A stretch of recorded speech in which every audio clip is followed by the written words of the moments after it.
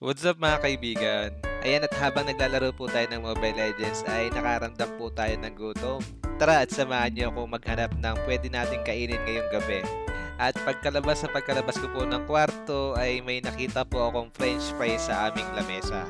At ito yung lulutuin po natin ngayon para sa merienda ngayong gabi. At tara, at lutuin na po natin itong ating french fries. At i-prepare na po natin yung merienda. At buti na lang, nakaredy na po yung pan at saka yung mantika na ating pong gagamitin.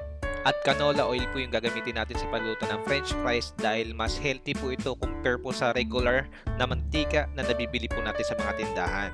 So habang nagpe-prepare po ako ng lulutuin ay nakita po ako ni nanay at sinabing siya na lang daw po ang magluluto ng aming french fries. At dahil wala naman daw siyang gaano ginagawa. So ayan, habang medyo mainit na yung pan, ay ilagay na po natin yung ating mantika.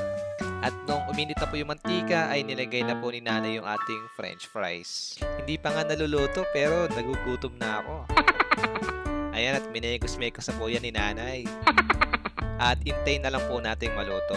Ayan, at habang nagluluto pa po si nanay ng ating french fries ay mag-mix na po tayo ng mayonnaise at ng ketchup. Masarap po kasi yung mayo ketchup lalo na po sa french fries mga kaibigan. At kung gaano po kadami yung ketchup ay ganoon din pong kadami yung ilagay po nating mayonnaise. Ayan, at imekos-mekos lang natin yan insan. Medyo natatagalan ng luto si nanay. Hindi ko lang kung bakit talaga napatayo na ako sa gutom.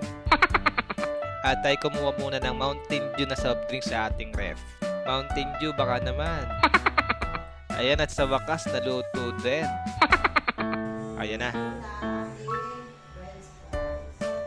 So yun lang. See you again in my next video. Salamat.